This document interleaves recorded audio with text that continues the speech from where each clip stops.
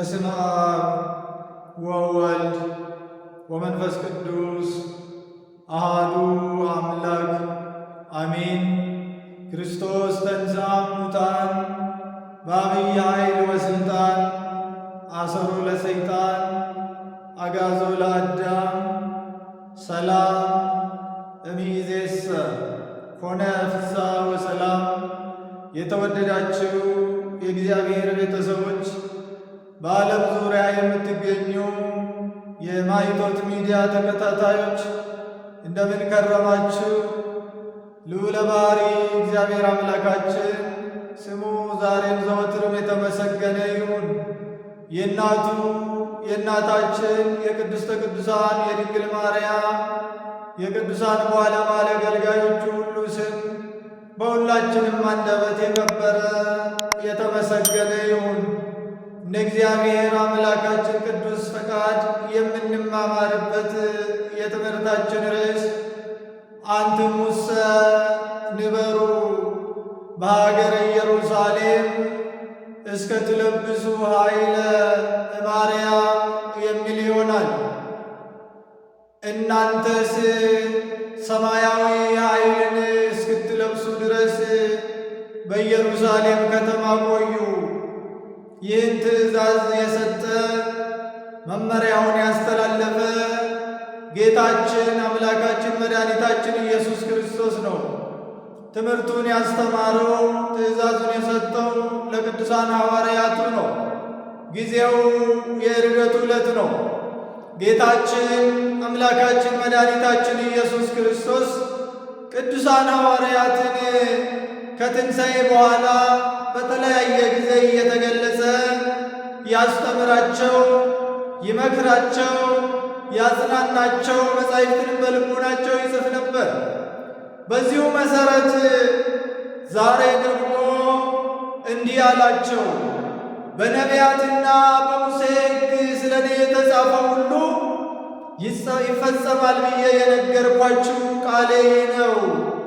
ክርስቶስ በአይሁድ እጅ ተላልፎ ይሰጣል፣ ይገረፋል፣ ይተፋበታል፣ ይንገላታል፣ መከራ መስቀልን ይቀበላል፣ በመስቀል ላይ ይሞታል። ሙስና መቃብርን አጥፍቶ ለመነሳት ወደ መቃብርም ይወርዳል ተብሎ የተጻፈው በነቢያት የተነገረው ትንቢቱ የተመሰለው ምሳሌ ሁሉ ይፈጸማል ብዬ የነገርኳችሁ ይህ ነው።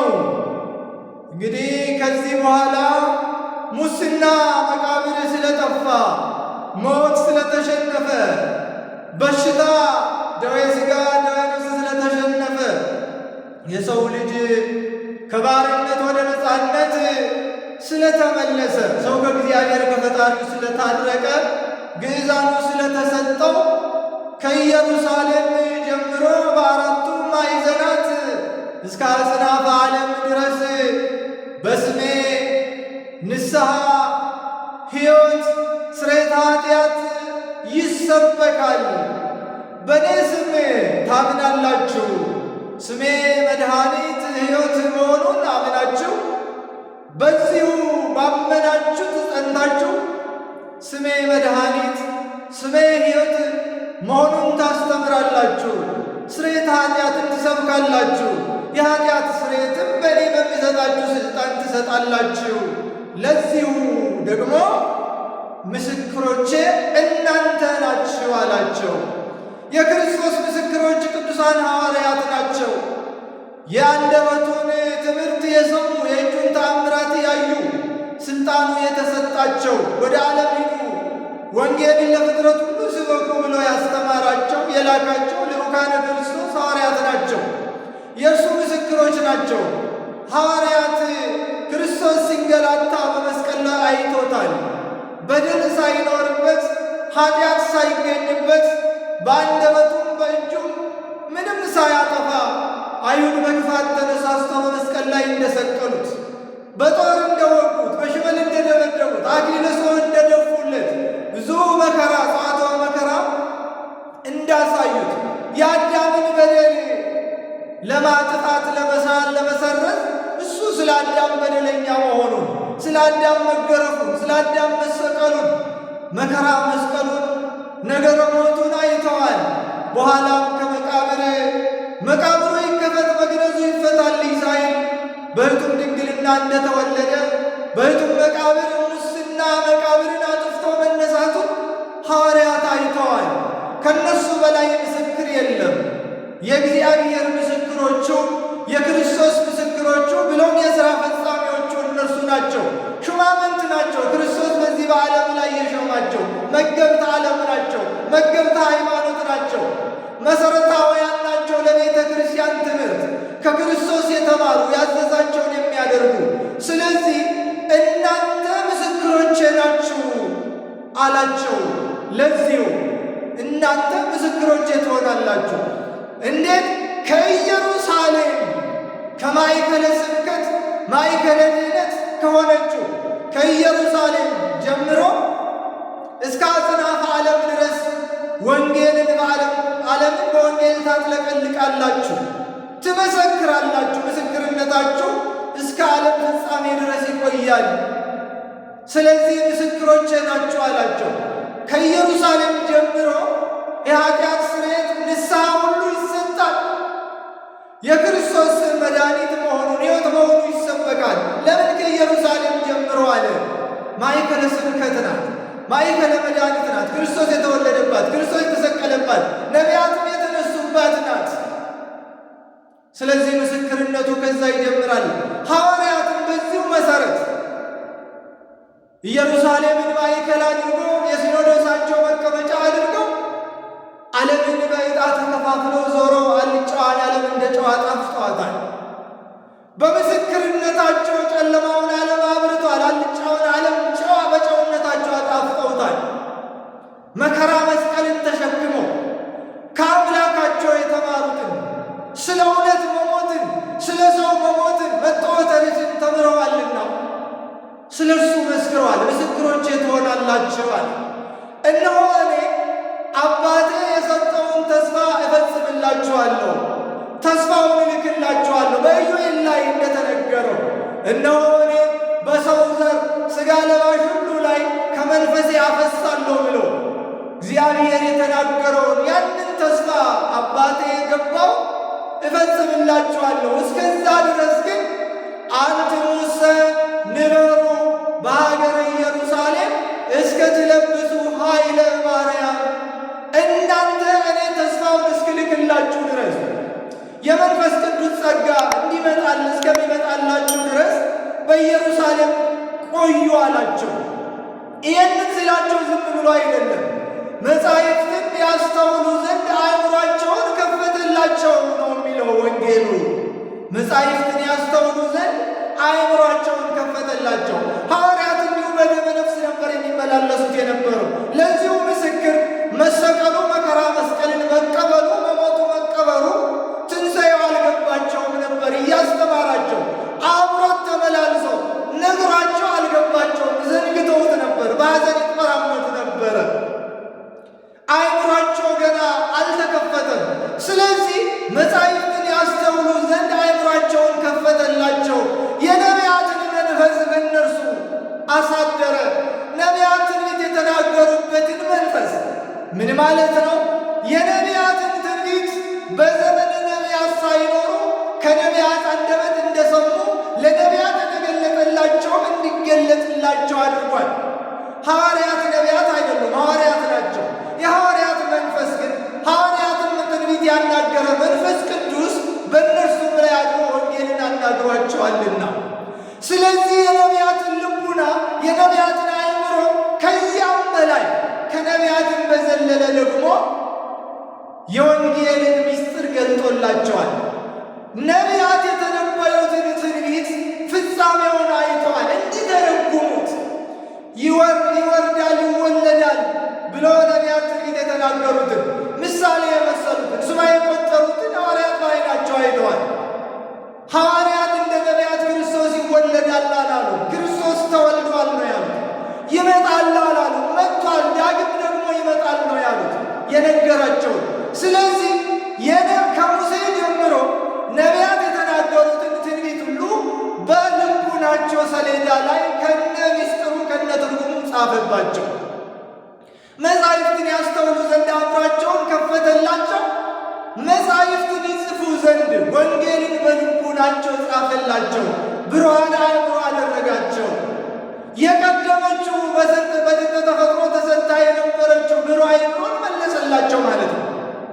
ሕሊና አዳም ልቡና አዳምን አገኙ።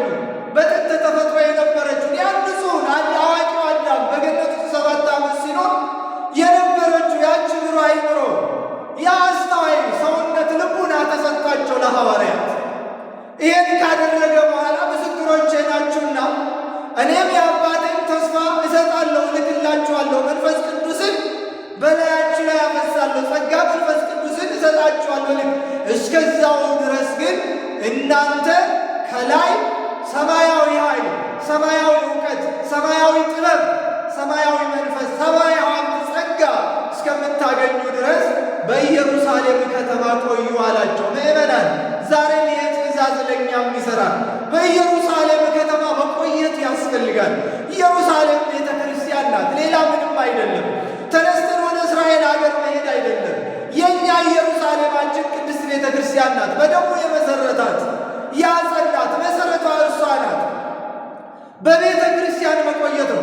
ምክንያቱም ሐዋርያት በኢየሩሳሌም ቆዩ ሲባሉ የቤተ ክርስቲያን አዕማድ ናቸውና በሕገ ቤተ ክርስቲያን በሥርዓተ ቤተ ክርስቲያን ጸንታችሁ ሕገ ቤተ ክርስቲያንን ሥርዓተ ቤተ ክርስቲያንን አጽንታችሁ ኑሩ ሲላቸው ሐጋግያነ ሕግጋት ናቸው። ሕግን ይጽፋሉ፣ ይደነግጋሉ። ከአምላካቸው በተሰጣቸው በመንፈስ ቅዱስ እየተመሩ ከቃሉም ሰምተዋል ከእጁም አይተዋልና አብሮ የኖሩ ናቸው። ስለዚህ በተማራችሁ በሕገ ወንጌል ኑሩ፣ በሕገ ወንጌል ኑሩ። ቤተ ክርስቲያንን መስርቱ፣ ቤተ ክርስቲያንን ስሩ፣ ሕጓን ሁሉ ዶግማዋን ቀኖናዋን ጠብቃችሁ አስጠብቁ ነው ያላቸው። እናንተ ይህን አድርጓል። ስለዚህ እኛም በቤተ ክርስቲያን መቆየት ያስፈልጋል። በቤተ ክርስቲያን መቆየት ማለት እንደ መነኮሳት በገዳም በዓት ዘግቶ እንደሚኖሩ ቤተ ክርስቲያን ግቢ ተሰብስቦ መኖር ማለት አይደለም። እሱ ሁልጊዜ አይቻልም፣ ሰርቶ መብላት ይገባልና። ቤተ ክርስቲያን በበዓላት ጠዋት ማታ ለኪዳን ለቅዳሴ ለቁርባን እንሄዳለን። በቤተ ክርስቲያን ቆዩ፣ በኢየሩሳሌም ከተማ ቆዩ ማለት በሕገ እግዚአብሔር በሥርዓተ እግዚአብሔር በምሥጢራተ ቤተ ክርስቲያን ኑሩ ማለት ነው። ሕገ ቤተ ክርስቲያንን ጠብቃችሁ ምስጢራቷን ተካፍላችሁ ሕጓን አክብራችሁ ኑሩ ማለት ነው። በሥርዓተ ቤተ ክርስቲያን መኖር ነው። ምዕመናን እንደዚህ መኖር ያስፈልጋል። ምዕመናን እንዲህ መኖር ይገባል። ዛሬ የቤተ ክርስቲያንን ሥርዓት የሚያስጠብቅ አባት ማግኘት ከባድ ሆኗል። አባቶቻችን በሐዋርያት ወንበር የተቀመጡ የተሾሙ ሊቃነ ጳጳሳቱ ሕገ ቤተ ክርስቲያንን መስጠበቅ አልቻሉም፣ ማክበር አልቻሉም። በኢየሩሳሌም መቆየት አልቻሉም። በየጫካው መሿሿም ጀምረዋል። ከኢየሩሳሌም ውጪ ናቸው። እንደ ቆበለሉ ነው። ወደ ኤማሁስ እንደተጓዙ ነው። ዛሬም አይመለሱም፣ አልተመለሱም። ስለዚህ ምዕመናን ራሳችሁን ጠብቁ፣ ቤተ ክርስቲያንን ጠብቁ፣ የጸኑትን አስቡ። የኤማሁስ መንገደኞች ካልተመለሱ አትከተሏቸው፣ ሲመለሱ ተከተሏቸው። አሁን አባቶቻችን የሐዋርያትን ትእዛዝ አልተቀበሉም። በኢየሩሳሌም ከተማ ቆዩ ተባሉ። ሕገ ቤተ ክርስቲያንን ሥርዓተ ቤተ ክርስቲያንን ጠብቁ ተባሉ። አልጠበቁ። በጨረቃ ይሿሿማሉ። በምዕመናን ደም ላይ ወንበራቸውን ያመቻቻሉ። ቤተ ክርስቲያንን ለመለካውያን አሳልፎ ሰጥተዋል። ለአላውያን አሳልፎ ሰጥተዋል። መለካውያን ሆነዋል። ስለዚህ ራሳችሁን ጠብቁ ምዕመናን፣ በቤተ ክርስቲያን ቆዩ። ይህንን ከነገራቸው በኋላ እስከ ቢታንያ አወጣቸው። እጆቹንም አንስቶ ባረካቸው። እየባረካቸው ወደ ላይ አድረገ። ሲባረካቸው ሥልጣነ ክህነትን ሰጣቸው። ከድቁና እስከ ፓትርክና ድረስ ያለው ከዲያቆን እስከ ፓትርያርክ በዚህ መሃል ያሉ 7ቱን ማዕረጋተ ክህነት ሰጣቸው። እየባረካቸው በአድብሮተ እድ ሾማቸው። ሐዋርያት የክህነት ምንጭ ናቸው። ዛሬ ሐዋርያዊ ውርስ፣ ሐዋርያዊ ተልእኮ፣ ሐዋርያዊ ክህነት ምንጩን ሳይለቅ ከመንበረ ማርቆስ የመጣልን በዚህ መሠረት ነው። ኢትዮጵያ ኦርቶዶክስ ተዋሕዶ ቤተክርስቲያን የምትጓዙ በአንብሮተ እድ ነው የሾማቸው። ድቁና፣ ቅስና፣ ጵጵስና፣ ፓትርያርክነትን ሁሉ ሰጣቸው። ከዚህ በኋላ እነሱ እንዲሾሙ ነው። እየባረካቸውም ወደ ላይ አረገ። ብርሂት ደመና መጥታ ተቀበለችው። እየራቃቸው ወደ ላይ ሲሄድ መላእክት አጀቡት። አርገ እግዚአብሔር በይባቤ ወእግዚእነ በቃለ ቀርኔ ዘምሩ ለአምላክነ ዘምሩ እንዳለ መዝሙረኛው ዳዊት ጌታችን በእልልታ ጌታችን ኢየሱስ ክርስቶስ እግዚአብሔር በመለከት ድምፅ አረገ። መላእክት እያመሰገኑት፣ መላእክት እየዘመሩለት፣ ብርሂት ደመና መጥታ ጋረደችው፣ ወደ ላይ አረገ። በማርቆስ ወንጌል ምዕራፍ 16 ቁጥር 19 ላይ በአባቱም ቀኝ ተቀመጠ ይላል። ይህን ሁሉ ሰማያትን ሰንጥቆ ሰባቱን ሰማያት ሰንጥቆ እንዲያዩ አእምሮአዊ ልቡናቸውን ከፍቶላቸዋል። ሐዋርያት የምስጢር መዛግብት ናቸው። የእግዚአብሔር የምስጢር መዛግብት ናቸው። ያላዩት የተሰወራቸው የለም። ስለዚህ ክርስቶስ ወደ ላይ ሲያርግ በአባቱ ቀኝ ሲቀመጥም አዩ። እንኳን ሐዋርያት ሊቀ ዲያቆናት ወቀዳሜ ሰማዕት ቅዱስ እስጢፋኖስን በድንጋይ እየተወገረ አይተዋል። ሐዋርያት ደግሞ የዚህ ዓለም መገብት ናቸው። የቤተ ክርስቲያን መሠረቶች ናቸው። የክርስቶስ የቃሉ የሥራው አስፈጻሚዎች ናቸውና እረኞች ናቸው። ስለዚህ ያላዩትን አይናገሩም፣ ያልተማሩትን አይናገሩም። ያዩትን የሰሙትን ነው የሚያስተምሩት። እስከ ሰማይ ድረስ በአባቱ ቀኝ እስከሚቀመጥ ድረስ አዩ። ምእመናን እኛስ ክርስቶስ ሲያርግ አይተናልን? አዩ፣ ደስም አላቸው። እየሰገዱ በደስታ ወደ ሰማይ አንጋጠው ሳሉ ነጫጭ የለበሱ ሁለት መላእክት መጥተው ከፊታቸው ቆሙ።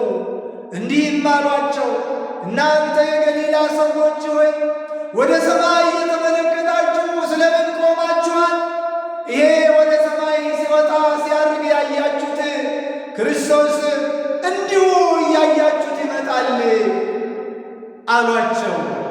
ሐዋርያት እዚያው በተመስጦ እዚያው በደስታ እየሰገዱ እያመሰገኑ እጹብ እጹብ ድንቅ ድንቅ እያሉ ቆመው እንዳይቀሩ መላእክቱ መጥተው ተንሥኡ ለጸሎት እንደሚል ዲያቆን ተንሥኡ አሏቸው። ንቁ፣ ወደ ልቡናችሁ ወደ አእምሯችሁ ተመለሱ፣ ክርስቶስ ይመጣል ብለው ነገረ ምጽአቱንም አሳሰቧቸው። የተማሩትን በማቴዎስ ወንጌል 24 የተነገረውን አሳሰቧቸው። ይህንን ታሪክ በሐዋርያት ሥራ ምዕራፍ 1 ከቁጥር 9 እስከ 12 እናገኛለን። ያን ጊዜ ሐዋርያት የክርስቶስን ዕርገት በአባቱ ቀኝ በየማነ አብ መቀመጡን አይተው የመላእክቱን ምስክርነት አድምጠው ሰምተው በደስታ ወደ ኢየሩሳሌም ተመለሱ። ወደ ኢየሩሳሌምም ተመልሰው እንደ ቃሉ ኖሩ፣ የታዘዙትን አደረጉ። ወነበሩ በቤተ መቅደስ እንዘ ዘልፈ ይባርክዎ ለእግዚአብሔር፣ ዘወትር እግዚአብሔርን እያመሰገኑ እግዚአብሔርን ስሙን እየጠሩ ስለ እርሱ እየመሰከሩ በቤተ መቅደስ ኖሩ ይላል። የተወደዳችሁ የእግዚአብሔር ቤተሰቦች፣ እኛም የሐዋርያት ልጆች ነን። ክርስትና ዘወትር በቤተ መቅደስ መኖር ነው። እግዚአብሔርን ማመስገን ነው። እርሱን እያመሰገኑ መኖር ነው። ልቡናችን የእግዚአብሔር ቤተ መቅደስ ነው። ሕሊናችን የእግዚአብሔር ቤተ መቅደስ ነው። እኛ የእግዚአብሔር ቤተ መቅደሶች ነን። ክርስቲያን ሁሉ የእግዚአብሔር ቤተ መቅደስ ነው። በቤተ መቅደሱ ደግሞ ምስጋናው ሊሞላ ይገባል። እንደ ሐዋርያት በቤቱ እንድንኖር ያስፈልጋል። አንትሙሰ ንበሩ በሀገረ ኢየሩሳሌም እስከ ትለብሱ ኃይለ ማርያም፣ እናንተስ ከላይ ከአርያም ሰማያዊ ኃይልን፣ ሰማያዊ ጸጋን፣ ሰማያዊ ጥበብን፣ ሰማያዊ እውቀትን፣ ሰማያዊ በረከትን እስክታገኙ ድረስ በኢየሩሳሌም ከተማ ቆዩ። በኢየሩሳሌም አምሳል በተሰራች በታነጸች በቅድስት ቤተ ክርስቲያን ቆይተን ሰማያዊት ኢየሩሳሌምን ለመውረስ የበቃን ያድርገን። ይቆየን።